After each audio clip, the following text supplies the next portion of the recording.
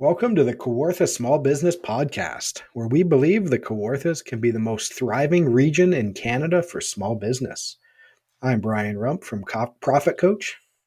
And I'm Matt Garrity of Matty G Digital. All right. Before we get started, head over to kawarthasmallbusinesspodcast.ca, download Matt and Brian's marketing checklist for Kawartha small businesses. All right, Matt, today we are talking about financial planning as a small business owner.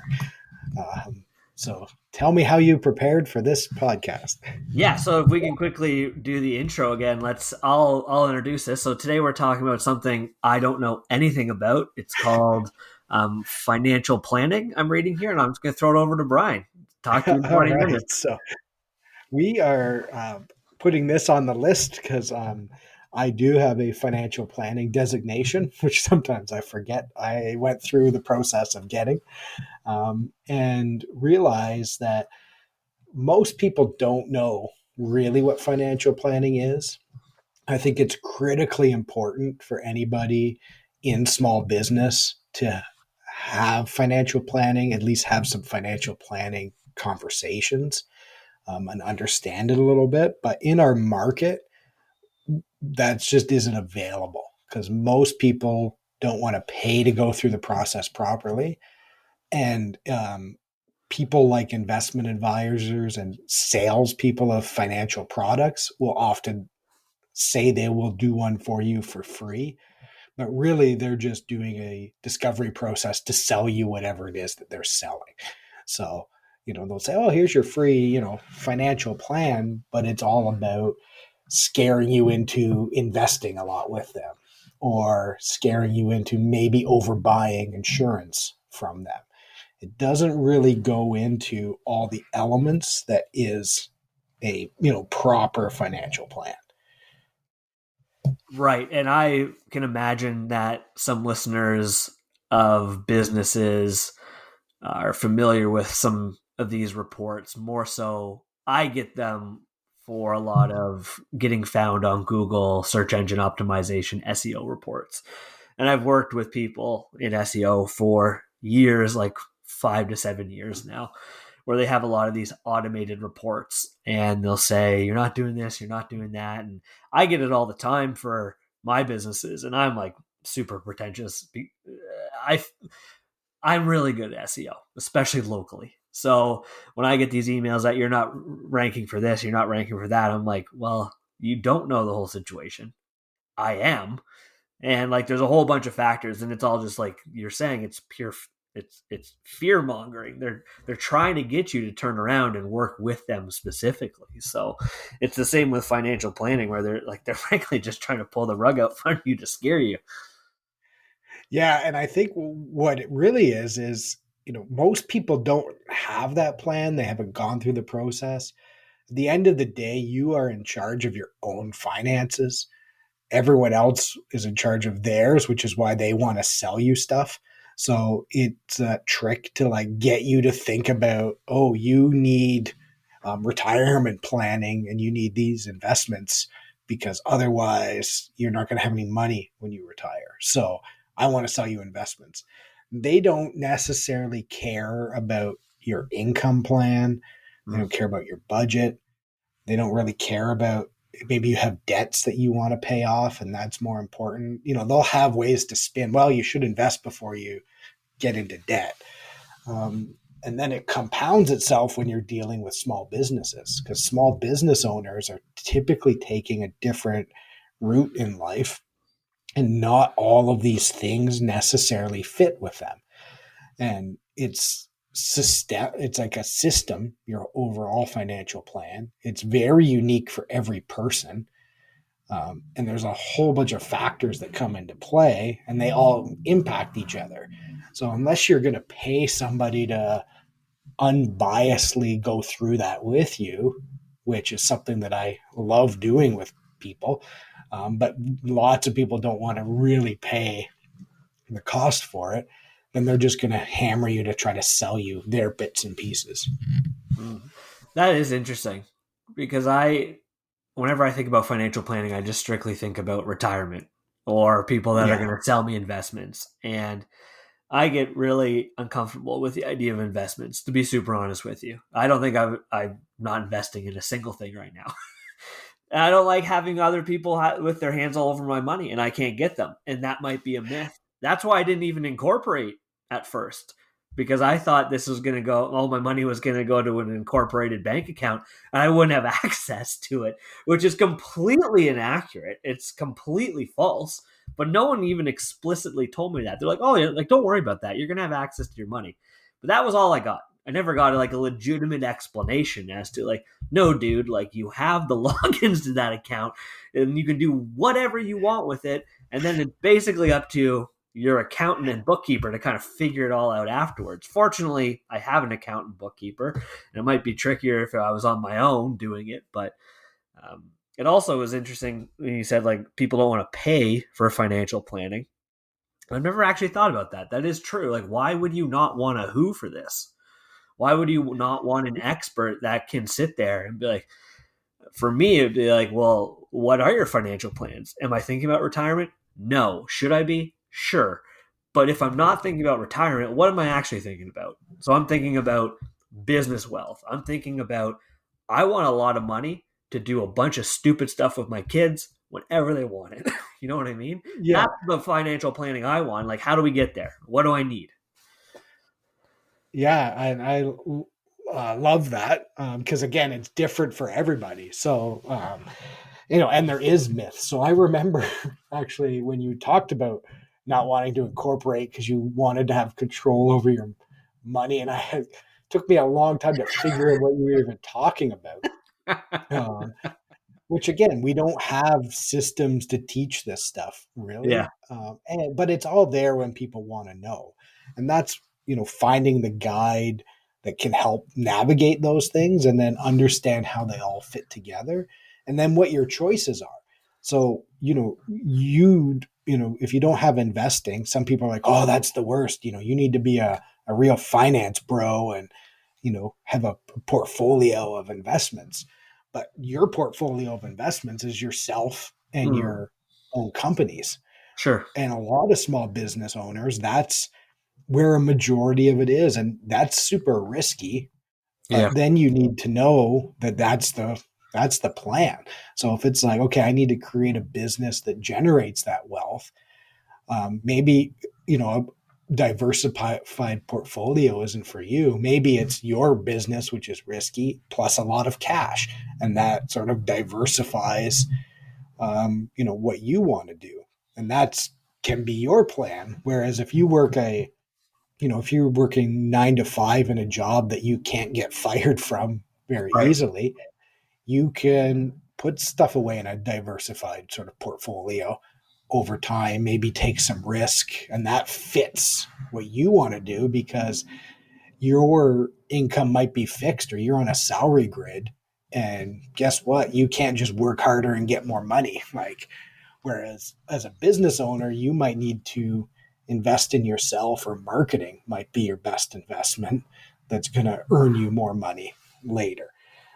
But then you have to balance it all with things like insurance. So, like, what happens if I get hurt and can't work? So, you might need something different than that person who's working 9 to 5. Or how does it fit with paying down debts or getting a mortgage? Mm. How does it fit with actual retirement and remembering that, oh, yeah, one day I'm actually going to need to have money because I'm going to stop working on my businesses. So is that business going to be worth something that I can sell? Or am I just going to have so much cash saved up that I can just, close it and walk away? Like, all of these decisions impact each other, and they also relate to your own goals as well. So it does make sense to, have somebody guide you through those decisions. I saw a meme a while ago that I think about maybe too often, and something along the lines of like, I'm so glad in school I learned how to determine the measurement of this particular type of triangle, but no one ever taught me how to do my taxes. Or like, this would be a fantastic conversation to have with kids from what, maybe grade 7 and up every year. That could be a class every semester, financial planning. one year just strictly talking about retirement or whatever, and getting to this point, or not to veer off path, but cooking. How does no one know how to cook? How is that not being taught in school every year, throughout high school, throughout college? Like basic things. I just maybe 15 years ago learned how to change a tire. I'm 34 years old. Should have learned a lot sooner than that. That's funny. So a couple things to unpack there. I definitely had cooking classes. I took them in public school and in high school a little bit, but that's a classic budget cuts, right? If we hate taxes and we hate the education system, so we slash and burn. On the financial planning, there's a couple things there. One is there is a great organization called Junior Achievement, which does day programs for some of these basic concepts, which is awesome. I volunteered with them before, and they are great. Another is teachers should definitely not be in charge of teaching some of this stuff. And that's my Sure. own bias because from working in the bank as a profession, a lot of teachers are financial disasters for their own planning. And you can get a lot of biases built in. I get really mad when they're like, oh, there's a new curriculum and, we teach kids about how to apply for a mortgage. And what it does is it kind of trains people to like go into these like, oh, just you go to here and this is what a mortgage is. And like, oh, you have to get this investment. And then everyone does the same, which takes the free market out of it. Mm. But at the same time, we need to introduce those concepts of like a Junior Achievement does a great one. They have an exercise called Moving Day, and kids go through like a paper and they pick out like an apartment and like a car, and they realize, oh, for this lifestyle, I need to make X. So like that stuff is great just to get people thinking about all of these different ways they impact you. They impact you at different stages of your life. I know I've concerned myself with retirement like way too young, in my personal opinion. And getting savings habits, it's worked out, I think, for me. But you need to know what to focus on at the right time because you Right. can't necessarily do all of it. And then you need to know the impact of your choices. Yeah, that's interesting. And it's interesting again that anytime I think about financial planning, it's strictly the big box companies that you hear. And I remember when I a teenager or early 20s, like in college, went I had a job interview at one, and people can't see that I'm doing like air quotes very Oh yeah. heavily right now for a big one that has initials in its name, as most of them do, I guess. I'm like pretty psyched coming out of business school. I'm like, oh great, like I'm gonna get this job at this abbreviated investors group, and I'm looking. They bring you in, and they're like, well, here's what you have to do, and like for your next party interview, you got to bring like the names of 25 people with you. And I was like a kid, and I'm like, this is a pyramid scheme. This is great. But all these people, all they talk to you about is it's retirement, and I don't think enough people like they don't care enough about retirement most of the time until it's necessary or it's probably too late. But we should be thinking more from a small business perspective of just having um, budgets, like an annual budget, and where we're going to go into a slippery slope of marketing here and other things, but like how do we achieve that budget?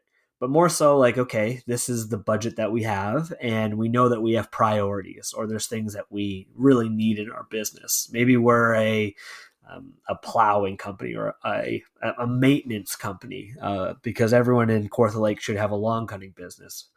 So, okay, we want to have that nice tractor or the nice lawn cutter. And then in the wintertime, like, what do we need to run that business throughout the winter? And okay, maybe I need some machinery there. That's all a plan. That's like all financial planning, really. It's not about, okay, maybe it's process and logistics and everything, but really what it comes down to for most small businesses, that's financial planning and figuring out what do I need and when do I realistically need it.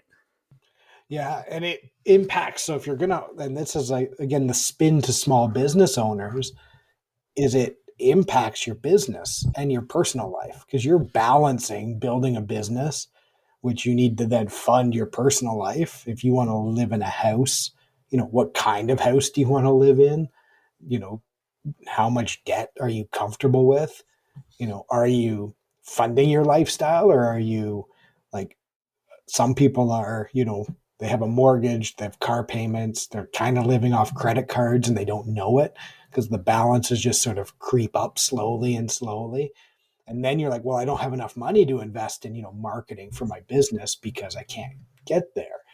But when you understand how these things fit together and you have a pseudo plan, again, one of the reasons this is a hard exercise is you can't perfectly plan out everything. Some people also see a plan and they think, oh, charts and graphs. It's kind of easy to like do a future value calculator of, if I save $100 a month for 50 years, it'll mean I have this much money. But it's never going to be right because the markets are going to change, your investment decisions are going to change. But you do need a system that's moving towards where you want to be. And you need to be able to identify what those gaps are. So, like, if you want to live in a $10 million mansion, you need to do things differently with your business than you're maybe doing right now. Right. And you need to sort of face that reality and then plan that in and make those decisions. And that's what's kind of cool about all this and why I like navigating it, because I like to see how they all relate to each other without the pressure to sell anyone anything. When I worked for the bank, it was like, oh, sell them mutual funds, Yeah. right? Get them in their RSPs and their TFSA and diversify, and sell them a loan and a line of credit and a mortgage. And then I didn't sell insurance, but other people are like, oh well, you need insurance because you're protecting um, your kids. Do you want your kids to like have nothing, or do you want them to be rich? And I think you need all of these things, but when you know what you're protecting against, it helps you decide what you actually need versus over insuring or over saving for retirement. There's so many things to consider there that you just talked about. So, yeah, you got to be saving for retirement, but then you got to save for things that come up in your life and things that you want to do. Then you got to be saving for, do you have kids? Do you want to be the one that can help them pay for school? What's the school system going to look like in 10, 20 years? Do you think that that's going to be something that needs to be done? And there's so many priorities. And I actually think the reason why I've stepped back from like a lot of that stuff in the last couple of years is sometimes by the time you get through your cost of living and other things that you want, you're left with not a whole lot to put away to savings. And I'm always like, well, what's the point? If I'm going to put Yeah. $10 a month away to my retirement, I think I'm just going to keep that $10. And it's funny, that's great, because the other part is your income plan, right? So sometimes it is hard and you can't have it all. Like, it's really hard to have that perfectly balanced like plan that's doing all of these things. I look at my own self and trade-offs. And when my wife and I got married, we joked we had negative $72,000 in net worth because of student loans.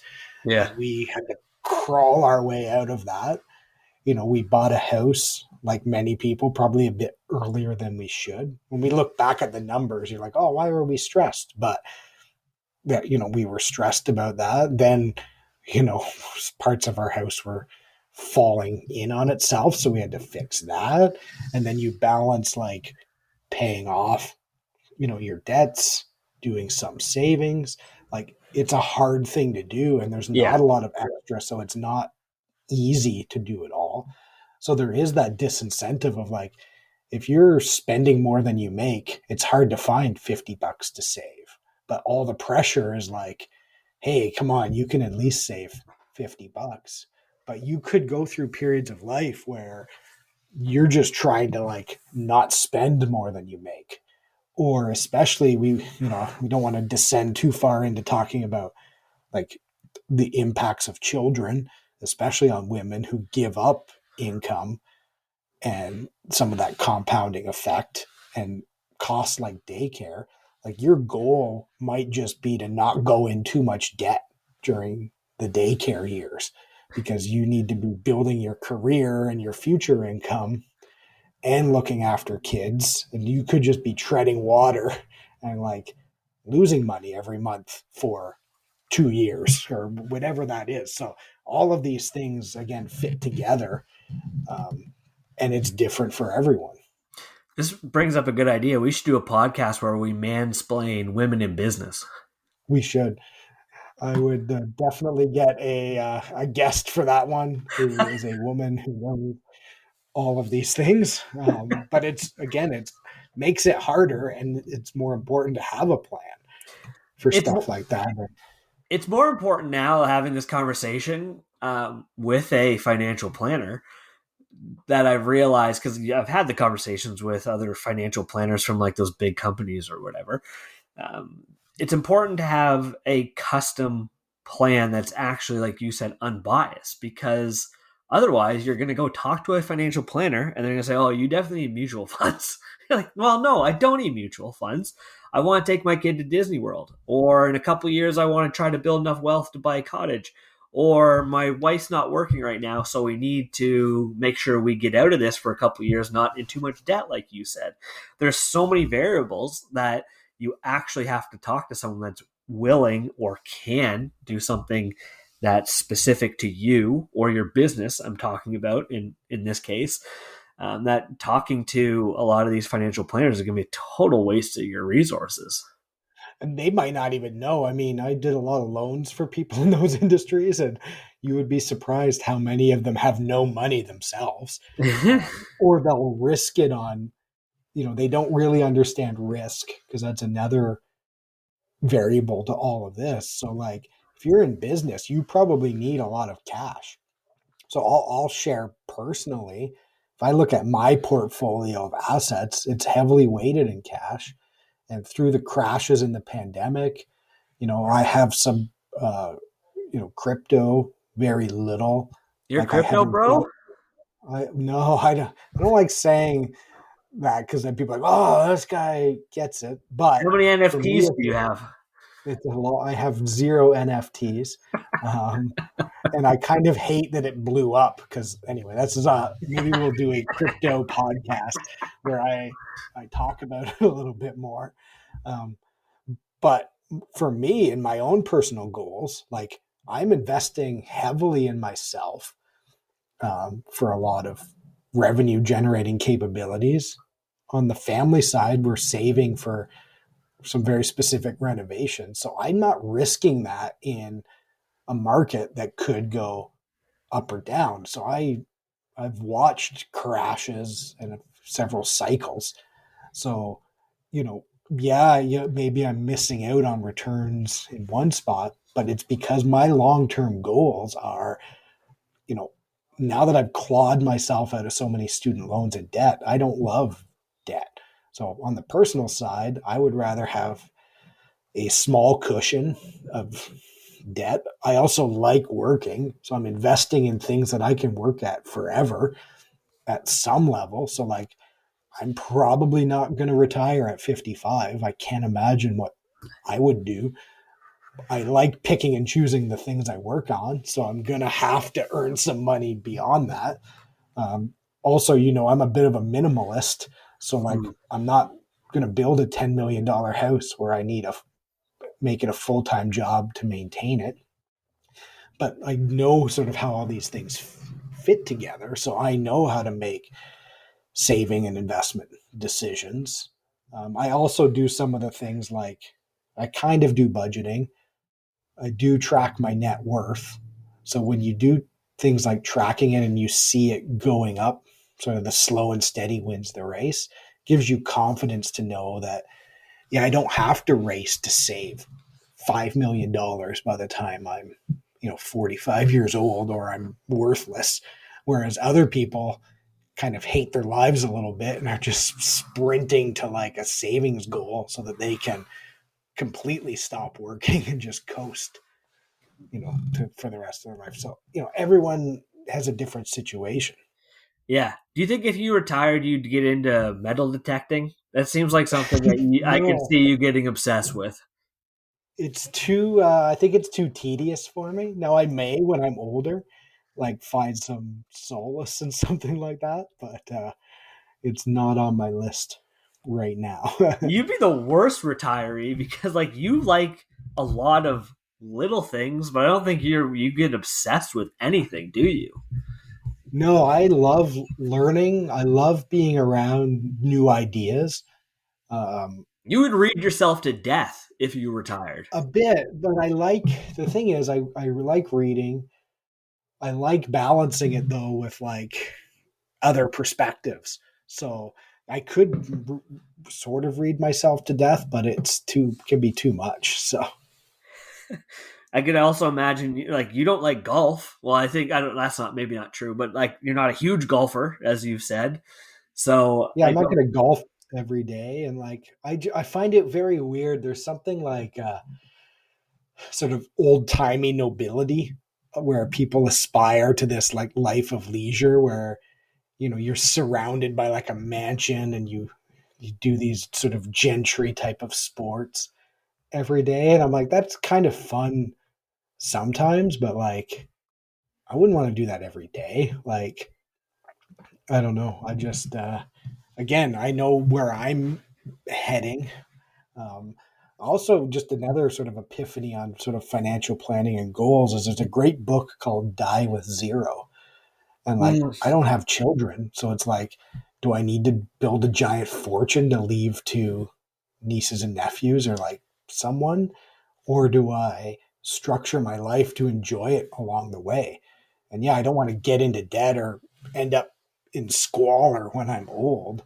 But like, there's some realities that I've come like to terms with because I was always like save, save, save, pay down debt, debt, debt. But then you get to the point where how much is enough, right? Or That's a good. you're Yeah. always worried about everything crashing to nothing, but it never has before. And every time people get all worried about it, it just keeps going up again. So, there's lots of things that can impact your life, but, it's choosing, you know, what you want, what fears you should have, the realities you actually are facing, and tying that all together.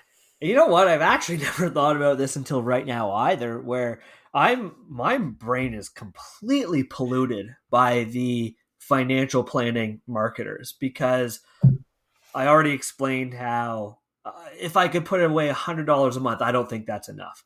And then like what you just said there, I don't know how much I'm supposed to save for retirement. I'm like you, I'm never going to fully retire. I'll always have something I do to entertain myself or whatever. But I don't know how much is enough. Is $1 million enough to retire? Is 5 million? Is 10 million? I have no idea. And then the thing that I'm getting fired up on our way out of this podcast now is the fact that all of these financial planning companies, I bet you if we went to their websites now, they'd all talk about leaving a legacy or leaving money for your loved ones, like my wife and my kids. And you know what? Who cares? It's one thing Again, that's a if I choice. die Yeah. now, I'm 34 years old and I die today or in the next couple years, or honestly until the kids are old enough to do something on their own. But like if I die now, that's a different story. But if I make it to the ripe old age of, let's say I make it till I'm 60 and I'm thriving and I die, you know what? Who cares if my kids have a bunch of money left to them? Not even a bunch. Who cares if they have 5 grand, 10 grand, 100 grand? That's not my responsibility. My responsibility as the adult and the parent is to raise them to be good kids, to be hardworking, and to go out and create their own legacy. I can leave a legacy like mentally and emotionally to people, how they remember me, uh, and like my colleagues and people I work with and friends and everything. That's the legacy I would like to leave. So when my kids go and try to get jobs or go out there to do whatever they want to do, that my name or their name at that point is not tarnished. That's what I'm trying to leave them.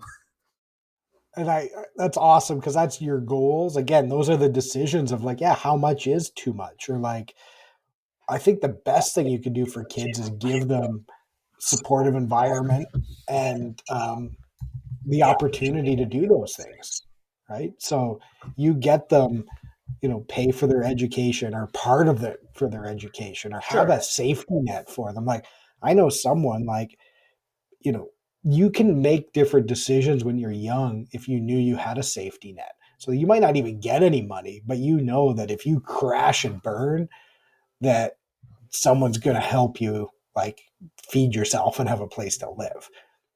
Right. I know somebody else who their plan for their kids is pay for their university, give them 100 grand when they hit 30, and 100 grand when they hit 40, and that's it, because that gives them the opportunities to not have student debt, Yeah. be able to buy a house when they need to or start a business and just have that cushion. They don't need $5 million when you die when they're 65, right? And that's again thinking those things out for you. Thinking about, is university going to be right for your kids, and do you want to pay for all of it, or are you paying for just part of it? And I've met people who have all sorts of different sort of attitudes towards that and what they want to support and provide. Um, and again, knowing what those are, how they all fit together, what you should be focusing on now, protecting yourself from sort of risks so that you can sustain that. So, and I guess some to wrap that up and bring it back to small business, it's more important to know this because for most small business owners, your business is your biggest risk. It's your biggest source of investment. Um, it's your biggest source of income and your ability to pay for everything else. So you need to just understand how all those things work. And from a profit coach perspective, make sure that your business is actually providing you with the profit and income that you need to meet all of those goals.